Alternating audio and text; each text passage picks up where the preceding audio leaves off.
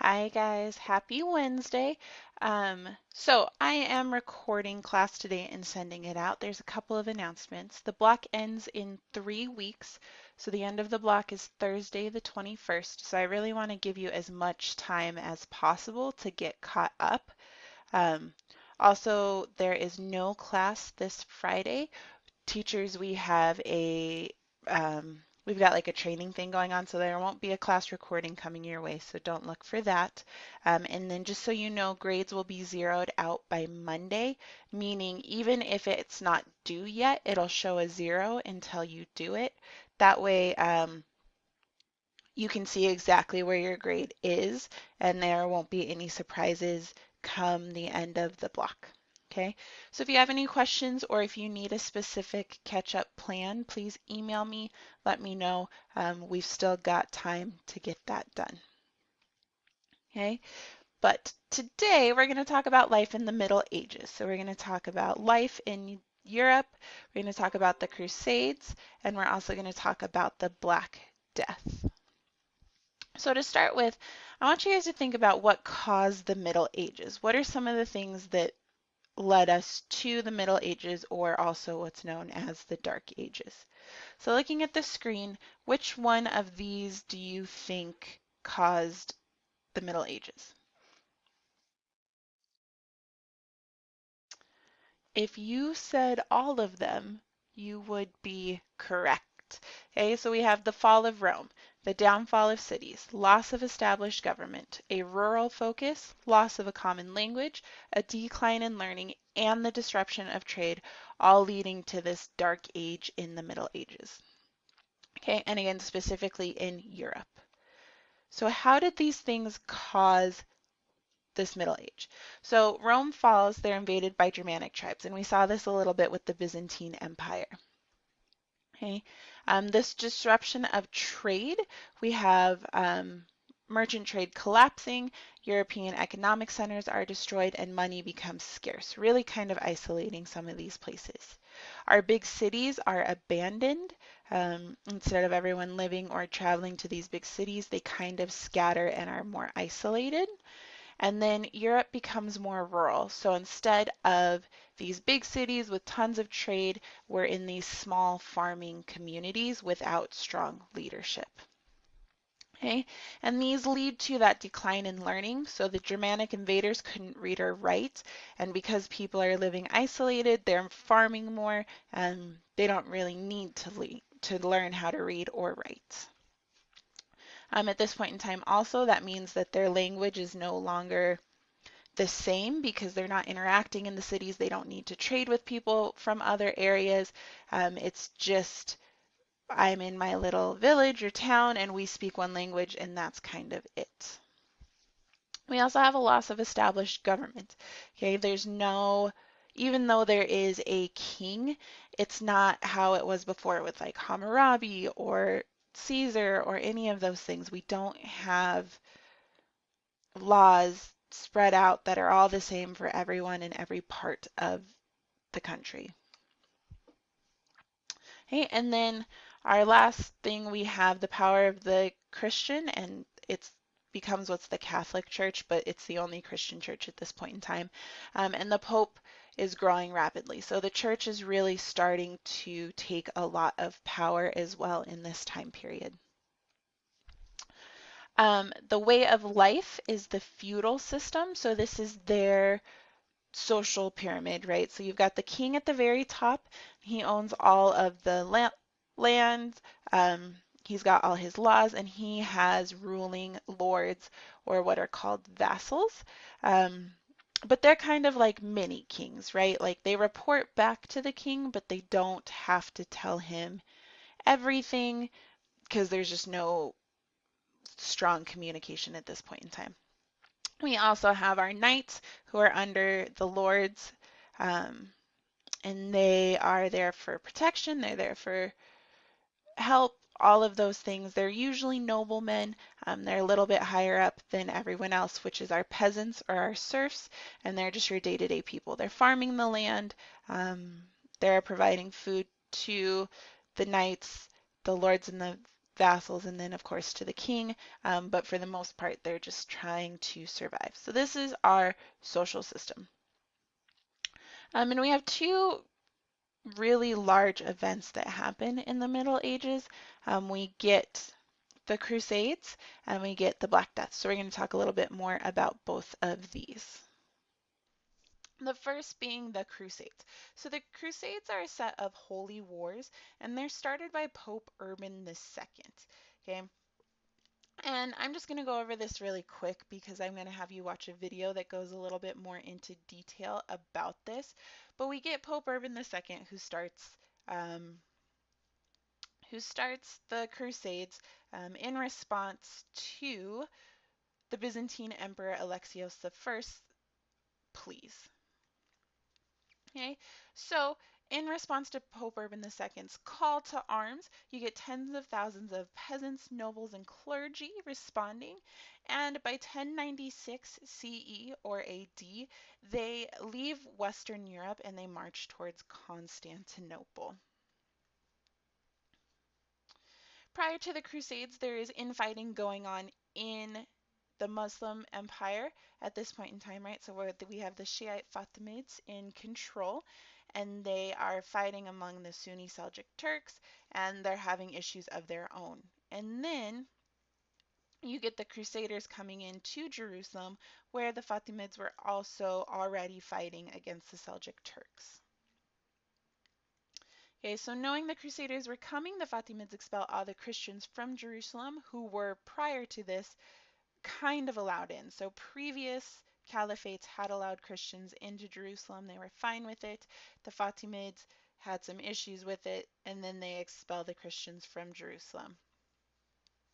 For about 3 years, the Crusader armies made their way to Jerusalem, and they're fighting with the Turkish forces along the way. And on July 17th, 1099, they capture the city of Jerusalem after a long, long siege. Okay, so they win the first crusade. Okay, and this is our map of it. So if you look at this map, you can follow the purple lines starting kind of in the Paris, France area. This is where our furthest crusaders start. So they begin there and they move through the Holy Roman Empire, down through Hungary, into the Byzantine Empire, and then over to Jerusalem. And then we get our second wave of crusaders who come from the same area-ish of Paris, France, and between England, but they come by sea. So they sail around France, around Spain, into the Mediterranean Sea. There are some that come by land as well, going from France to the Holy Roman Empire, if you're looking at the red lines. And they get there as well, through multiple ways. So we've got lots of people coming in lots of different ways to fight this war. But we're going to watch the episode of the Crusades from Crash Course History, and he's going to explain more of who was fighting, why they were fighting. Is it as straightforward as we think it is? So enjoy. Hi there, my name is John Green. This is Crash Course World History, and today we're going to talk about the Crusades. Oh, Stan, do we have to talk about the Crusades? I hate them. Here's the thing about the Crusades, which were a series of military expeditions from parts of Europe to the eastern coast of the Mediterranean. The real reason they feature so prominently in history is because we've endlessly romanticized the story of the Crusades. We've created this simple narrative with characters to root for and to root against, and it's been endlessly idealized by the likes of Sir Walter Scott and their knights with swords and lion hearts. No, Stan, lion hearts. Thank you.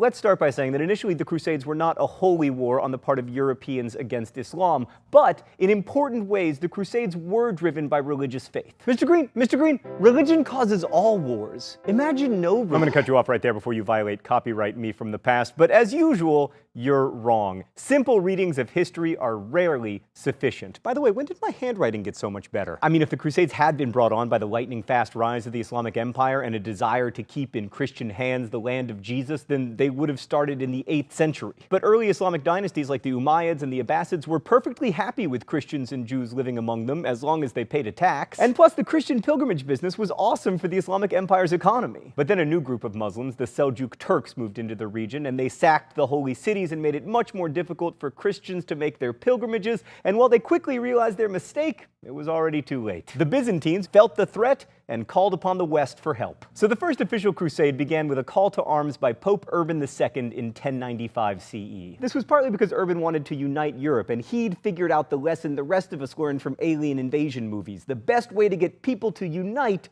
is to give them a common enemy. So Urban called on all the bickering knights and nobility of Europe, and he saith unto his people, "Let us go forth and help the Byzantines, because then maybe they will acknowledge my awesomeness and get rid of their stupid not having me as Pope thing. And while we're at it, let's liberate Jerusalem." I'm paraphrasing, by the way. Shifting the focus to Jerusalem was really important because the Crusades were not primarily military operations. They were pilgrimages. Theologically, Christianity didn't have an idea of a holy war. Like, war might be just, but fighting wasn't something that got you into heaven. But pilgrimage to a holy shrine could help you out on that front, and Urban had the key insight to pitch the crusade as a pilgrimage with a touch of warring on the side. One last myth to dispel. The Crusades were not an example of early European colonization of the Middle East, even if they did create some European-ish kingdoms there for a while. That's a much later post- and anti-colonialist view that comes, at least in part, from a Marxist reading of history. In the case of the Crusades, it was argued the knights who went adventuring in the Levant were the second and third sons of wealthy nobles who, because of European inheritance rules, had little to look forward to by staying in Europe,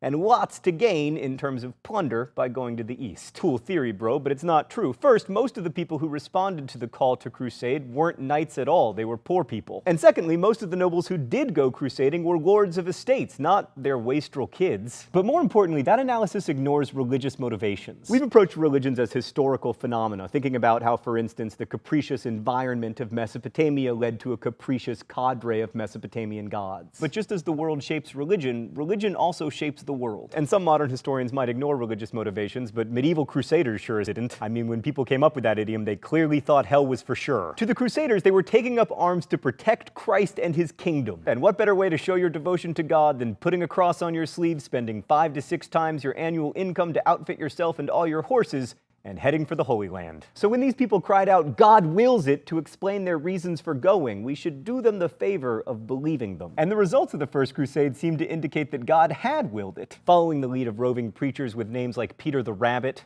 Peter the Hermit. Stan, you're always making history less cool. Fine. Following preachers like Peter the Hermit, thousands of peasants and nobles alike volunteered for the First Crusade. It got off to kind of a rough start because pilgrims kept robbing those they'd encounter along the way. Plus, there was no real leader, so there were constant rivalries between nobles about who could supply the most troops. Notable among the notables were Godfrey of Bouillon, Bohemond of Toronto, and Raymond of Toulouse. But despite the rivalries and the disorganization, the Crusaders were remarkably, some would say miraculously, successful. By the time they arrived in the Levant, they were fighting not against the Seljuk Turks, but against Fatimid Egyptians who had captured the Holy Land from the Seljuks, thereby making the Turks none too pleased with the Egyptians. At Antioch, the Crusaders reversed a seemingly hopeless situation when a peasant found the spear that had pierced Christ's side hidden under a church, thereby raising morale enough to win the day. And then they did the impossible. They took Jerusalem, securing it for Christendom and famously killing a lot of people in the Al-Aqsa Mosque. Now, the Crusaders succeeded in part because the Turkish Muslims, who were Sunnis, did not step up to help the Egyptians, who were Shia. But that kind of complicated inter-Islamic rivalry gets in the way of the awesome narrative. The Christians just saw it as a miracle. So by 1100 CE, European nobles held both Antioch and Jerusalem as Latin Christian kingdoms. I say Latin to make the point that there were lots of Christians living in these cities before the Crusaders arrived. They just weren't Catholic, they were Orthodox. A point that will become relevant shortly. We're going to skip the Second Crusade because it bores me and move on to the Third Crusade because it's the famous one. Broadly speaking, the Third Crusade was a European response to the emergence of a new Islamic power, neither Turkish nor Abbasid. The Egyptian, although he was really a Kurd, Sultan al-Malik al-Nasser Salah el-Din Yusuf, better known to the West as Saladin. Saladin, having consolidated his power in Egypt, sought to expand by taking Damascus and eventually Jerusalem, which he did successfully because he was an amazing general. And then the loss of Jerusalem caused Pope Gregory VIII to call for a third crusade. Three of the most important kings in Europe answered the call: Philip, cowardly schemer II of France, Richard, Lionheart I of England, and Frederick, I am going to drown anticlimactically on the journey while trying to bathe in a river, Barbarossa, of the not holy, not Roman, and not imperial Holy Roman Empire. Both Richard and Saladin were great generals who earned the respect of their troops, and while from the European perspective the crusade was a failure because they didn't take Jerusalem, it did radically change crusading forever by making Egypt a target. Richard understood that his best chance to take Jerusalem involved first taking Egypt, but he couldn't convince any crusaders to join him because Egypt had a lot less religious value to Christians than Jerusalem. So Richard was forced to call off the crusade early, but if he had just hung around until Easter of 1192, he would have seen Saladin die. And then Richard probably could have fulfilled all his crusading dreams, but then we wouldn't have needed the Fourth Crusade. Although crusading continued through the 14th century, mostly with an emphasis on North Africa and not the Holy Land, the Fourth Crusade is the last one we'll focus on because it was the crazy one. Let's go to the thought bubble. So a lot of people volunteered for the Fourth Crusade, more than 35,000, and the generals didn't want to march them all the way across Anatolia because they knew from experience that it was A, dangerous, and B, hot. So they decided to go by boat, which necessitated the building of the largest naval fleet Europe had seen since the Roman Empire. The Venetians built 500 ships, but then only 11,000 crusaders actually made it down to Venice because oh, I meant to go, but I had a thing come up, etc. There wasn't enough money to pay for those boats, so the Venetians made the crusaders a deal. Help us capture the rebellious city of Zara, and we'll ferry you to Anatolia.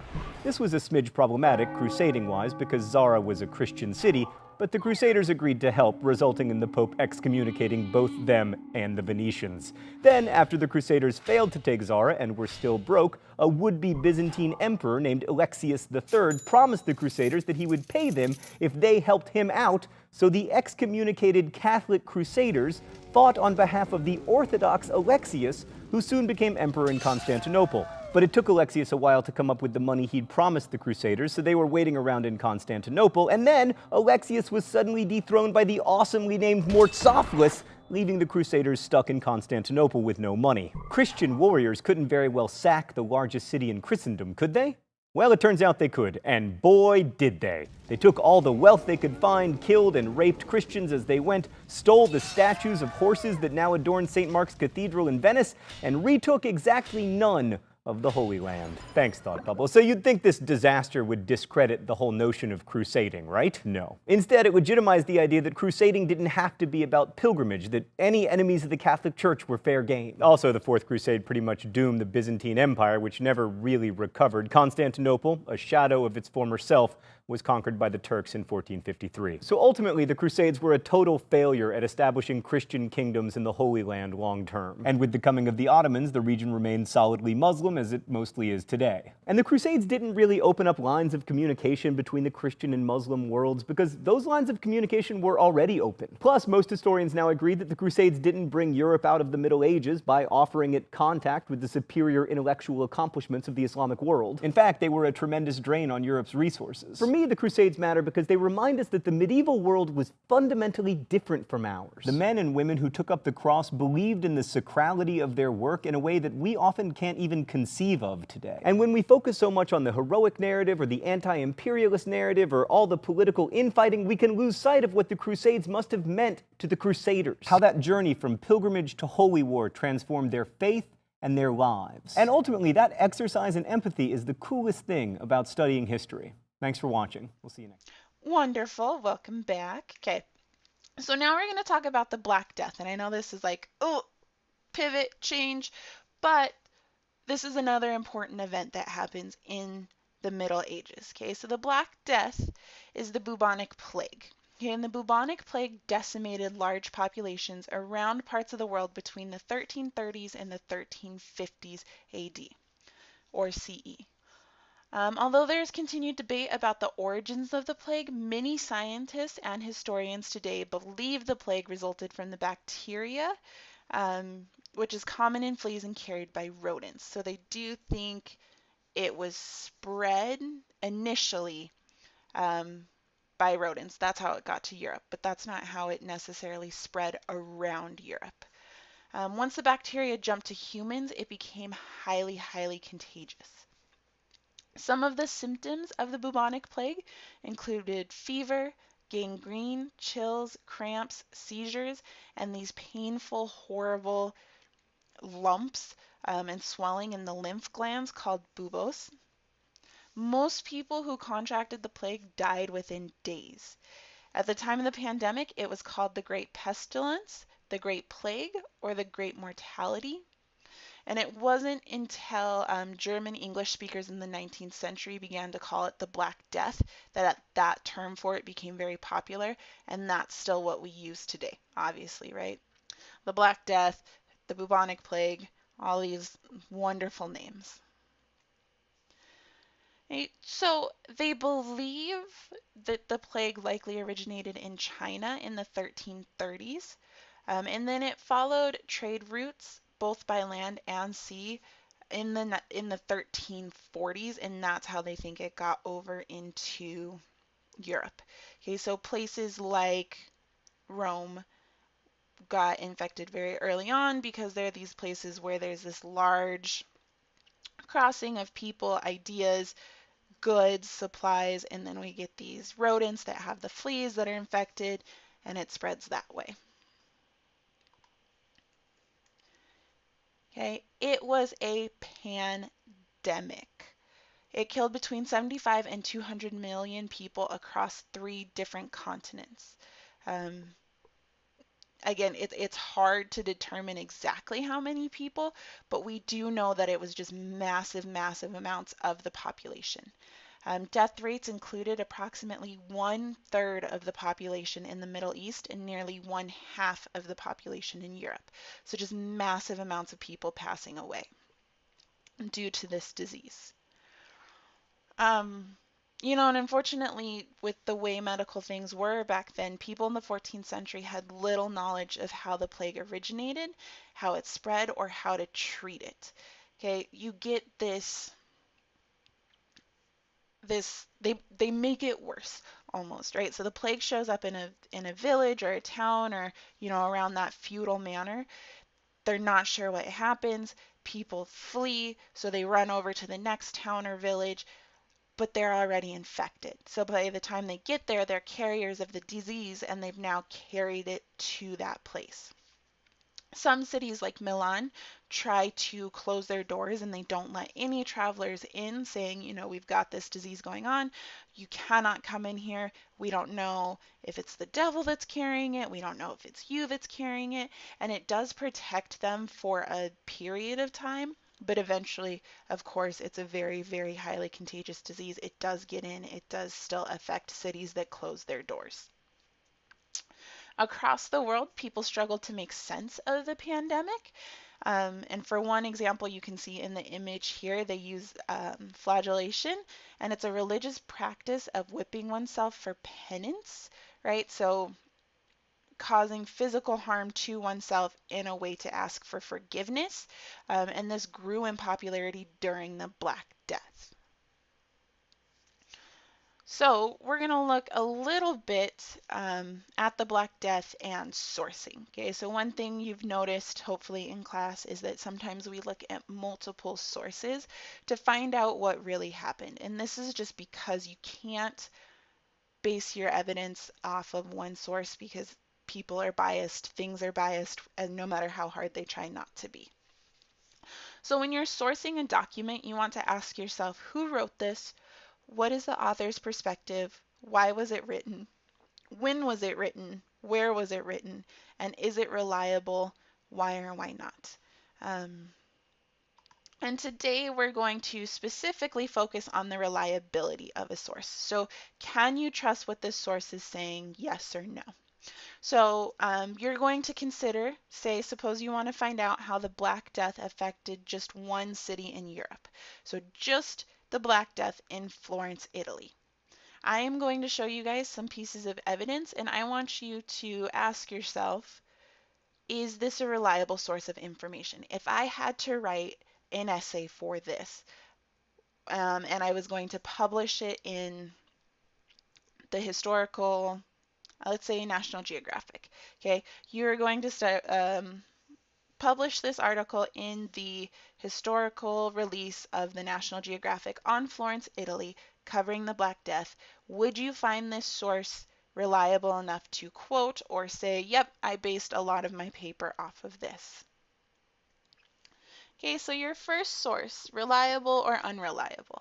A 2011 Hollywood movie starring Leonardo DiCaprio as a young monk in Florence in 1348. Is this reliable or unreliable? Hopefully, you are saying unreliable. Now, again, you could get some information from it.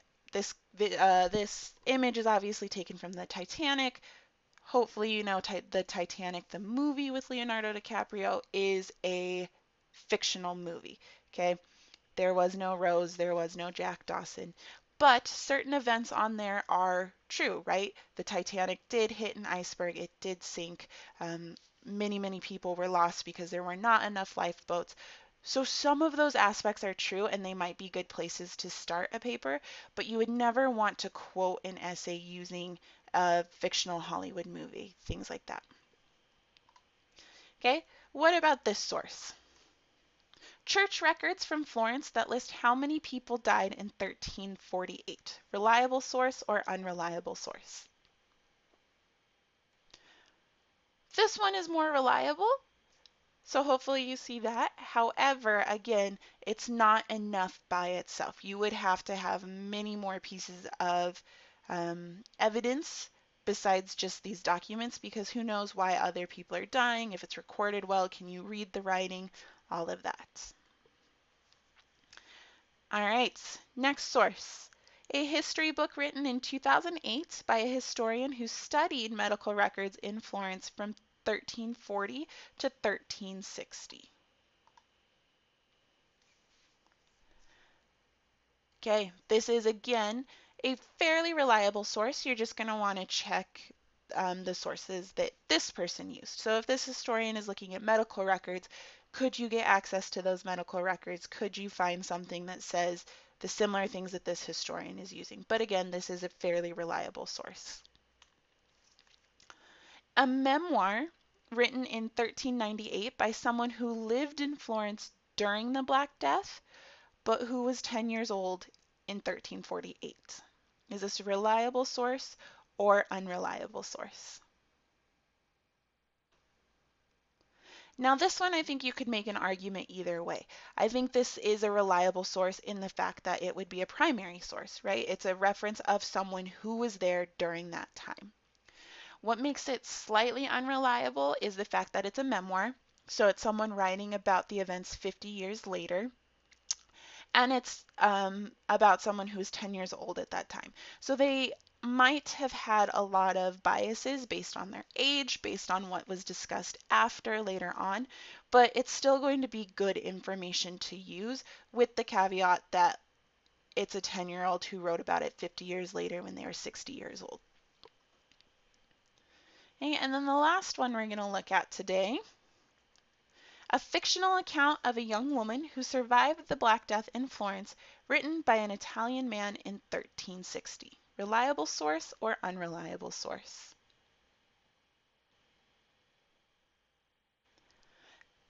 This one, I think this one would, hopefully you would say is unreliable. It leans more towards that unreliable spectrum. However, just like back with the movie example we saw, there might be pieces of evidence in here that would be good to spark questions, right? So maybe this man who lived in Italy not too much longer after the Black Death swept through Florence, he's got some actual evidence in there, but you would have to find more reliable sources that back up what he says so that you're not pulling pieces that he put in as fiction to make his story better and writing them as if they were fact.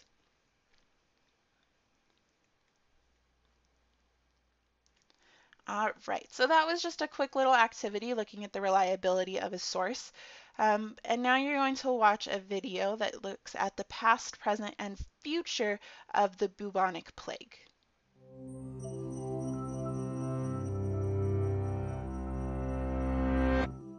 Imagine if half the people in your neighborhood, your city, or even your whole country were wiped out. It might sound like something out of an apocalyptic horror film, but it actually happened in the 14th century during a disease outbreak known as the Black Death. Spreading from China through Asia, the Middle East, Africa, and Europe, the devastating epidemic destroyed as much as 1/5 of the world's population, killing nearly 50% of Europeans in just 4 years. One of the most fascinating and puzzling things about the Black Death is that the illness itself was not a new phenomenon, but one that has affected humans for centuries. DNA analysis of bone and tooth samples from this period, as well as an earlier epidemic known as the Plague of Justinian in 541 CE, has revealed that both were caused by Yersinia pestis, the same bacterium that causes bubonic plague today. What this means is that the same disease caused by the same pathogen can behave and spread very differently throughout history. Even before the use of antibiotics, the deadliest outbreaks in modern times, such as the ones that occurred in early 20th century India, killed no more than 3% of the population. Modern instances of plague also tend to remain localized or travel slowly, as they are spread by rodent fleas. But the medieval Black Death, which spread like wildfire, was most likely communicated directly from one person to another. And because genetic comparisons of ancient and modern strains of Yersinia pestis have not revealed any significantly functional genetic differences, the key to why the earlier outbreak was so much deadlier must lie not in the parasite but the host. For about 300 years during the High Middle Ages, a warmer climate and agricultural improvements had led to explosive population growth throughout Europe. But with so many new mouths to feed, the end of this warm period spelled disaster. High fertility rates combined with reduced harvests meant the land could no longer support its population, while the abundant supply of labor kept wages low. As a result, most Europeans in the early 14th century experienced a steady decline in living standards, marked by famine, poverty, and poor health, leaving them vulnerable to infection. And indeed, the skeletal remains of Black Death victims found in London show telltale signs of malnutrition and prior illness. The destruction caused by the Black Death changed humanity in two important ways. On a societal level, the rapid loss of population led to important changes in Europe's economic conditions.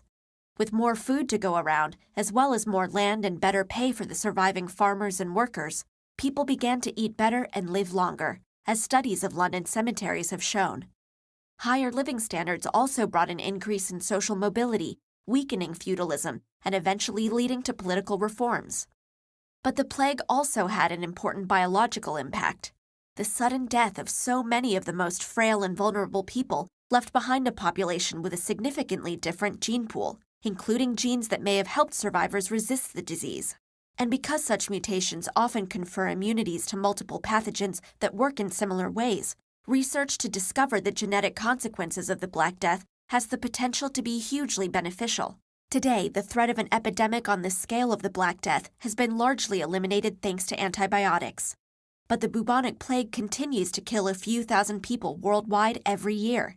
And the recent emergence of a drug-resistant strain threatens the return of darker times. Learning more about the causes and effects of the Black Death is important, not just for understanding how our world has been shaped by the past. It may also help save us from a similar nightmare in the future.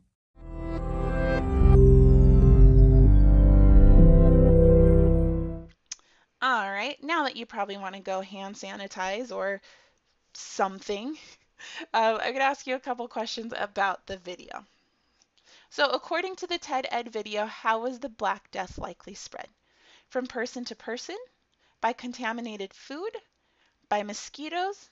Or by rats and their fleas? Now, I think this one's a little bit difficult. The answer is from person to person. And now this is about how the Black Death was likely spread in Western Europe, right? Because we do know that we think that rats and fleas got the plague from China to Europe. But once a human was contaminated by it, then it passed from person to person, and that's really how it spread all the way through Western Europe. Was that person to person contact. Again, highly, highly contagious disease, coughing, sneezing, any contact with like bodily fluids would have gotten people sick. Okay, the Black Death was the second major epidemic of its kind. What was the first known epidemic of the disease that also caused the Black Death? Was it the plague of India, the plague of Justinian, the Hong Kong plague, or the Antonine plague? Right, this one is the plague of Justinian. So from the same disease that caused the Black Death, the first epidemic that it started was the plague of Justinian.